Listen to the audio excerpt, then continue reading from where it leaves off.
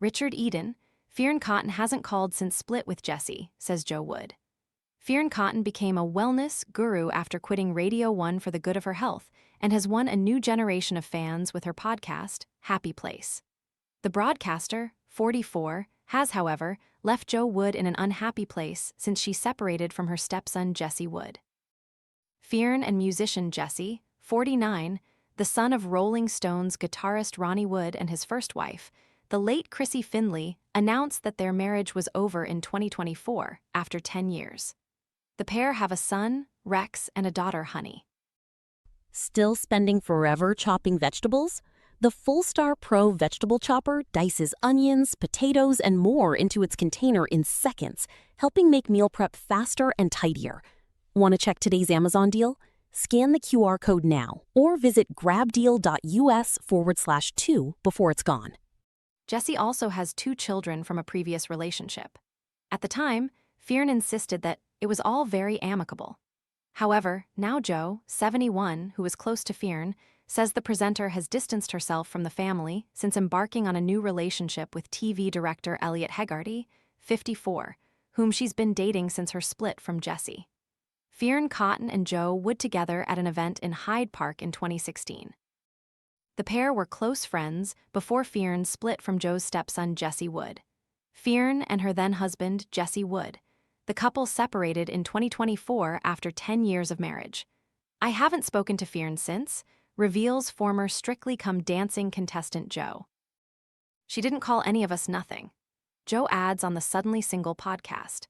I figured that she wanted to start a new life with a new man, and I thought that's fine.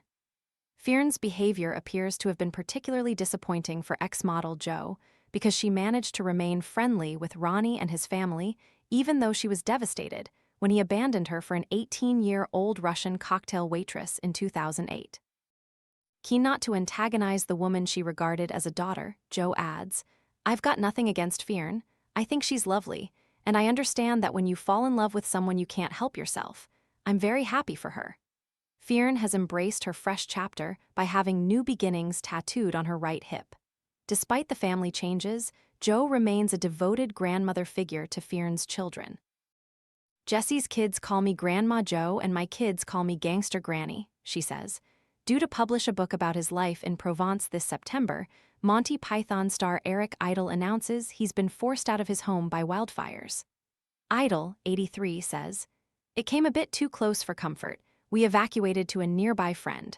We are unburned, but the air smells vile. Argentine footballers face bans after violence broke out on the pitch after they lost the World Cup final to Spain on Sunday. Crying for Argentina is Dame Elaine Paige, who played the country's former First Lady Eva Perón in hit musical Evita. It's a shame everyone has to keep punching each other and get aggressive. The actress, 78, tells me at the first night of Trainspotting, the musical, at Haymarket Theatre in London's West End. She adds, We need to get back to my era, which was the 1960s and 70s. It was all peace, love, and rock and roll. Has she forgotten the exploits of football hardmen such as Norman Hunter and Ron Chopper Harris? As Daenerys Targaryen's advisor Missandei in Game of Thrones, Natalie Emmanuel coped with fire-breathing dragons. She also had to deal with a sexist comment on set from a supporting actor about her revealing costume. And she was supported by Emilia Clarke, who played warrior queen Daenerys. Now, she tells me she won't let bad behavior slide. I've got better at it, she says at a screening of her new film, Echoes, at Soho House in Dean Street, London. Emilia Clarke left, and Natalie Emmanuel right at the Emmy Awards after-party in 2019. As Daenerys Targaryen's advisor Missandei in Game of Thrones, Natalie coped with fire-breathing dragons. The Essex-born actress, 37, explains, It's important to have them boundaries and to support each other as well because you want to create a set that everyone feels good in and feels safe in. She adds, It shouldn't be painful or hard in a way that people get harmed. It's really important to create a safe space. West End star Ruthie Henshaw has claimed Sarah Brightman was so worried about being upstaged that she ordered her beautifully intricate black gown to be dyed before a concert attended by Prince Charles and Diana. When Ruthie arrived, she found the dress had been turned into a dull gray. She writes in her newly published memoirs, I was told that the leading lady had asked to see all the Corin's outfits and had felt mine would distract from her performance. I am not going to mention any names, however I have now forgiven Sarah Brightman. She's nursing a broken heart, but Kirsty Bertarelli has proved the show must go on. Last month, I disclosed that Britain's richest divorcee had split up with her boyfriend Mark Citron.